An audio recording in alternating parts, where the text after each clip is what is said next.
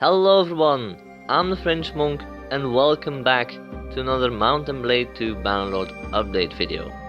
As this is the first Bannerlord video on the channel since we reached 1000 subscribers, I'll say this for all the newcomers out there. For my Bannerlord series, I usually make one of these kind of videos every other month or so, just in order to get a lot of information into one video. I call them monthly updates, where I go over the most important or interesting parts of the past developer blogs, and I just put all the information into a short and handy format for those who don't want to spend that much time reading the blogs, or who just don't want to spend much time watching the videos as well. That having said, sit back, relax, and I do hope you enjoy this video. So first on the list, I found a couple of questions in the Q&A with Ugor-chan, and I thought one of them was actually pretty interesting and should be included in today's video. So in that blog they were talking about the in-game sounds, and in particular voices and noises in the player's surroundings. Now we know we can hear people fighting over large distances in Warband, and the question was if this experience will be enhanced in Bannerlord, which it very well will be, to the point even that they have made a custom sound system of distancing. Now what does this mean, I hear you ask? So this means sounds are not only reduced in effect over large distances, but they are also filtered and echoed, just like we hear sounds in real life. So this is very cool in my opinion, as this will once again add to the whole immersion of participating in a very large scale battle, and much more.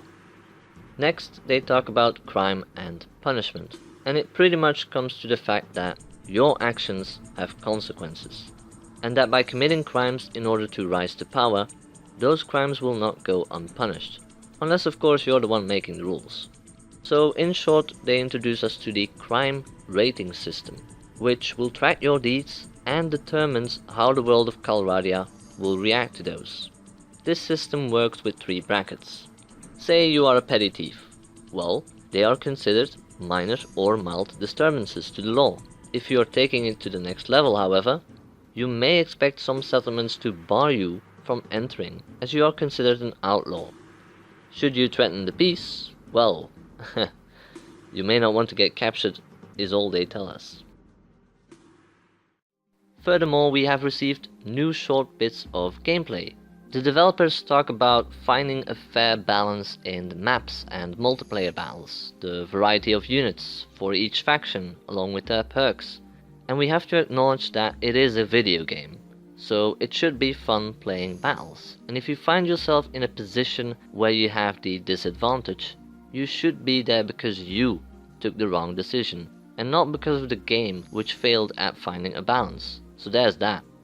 The visuals of this game have also been touched upon by its developers, namely the combat particle effects, which have been worked on to add to the overall immersion in battles. Think about the dust kicking up from behind a mass cavalry charge, the blood splatters when hitting your foe, and this all to make the player feel like they are in the middle of it. How cool is that? We've also been given some insight in the dynamic world, that is Calradia. In order to emphasize this, the developers used heat maps to show us the paths and areas parties traverse, and we can also see the flow of goods around the campaign map. Overall, really good stuff. I also like the fact that some settlements or areas are able to produce a certain good, say flax, which on the map we can see is produced way up north. Now flax doesn't spread as far, as it is a raw and low profit item, while linen on the other hand is produced using flax, and therefore more dispersed throughout Calradia. In regards to the latest developer blog, well, this one gives us some more pictures and scenes from the game, in particular the hideout scene for one of the bandit factions. So yeah, there you have it. I hope this was more or less an informative as well as an enjoyable video.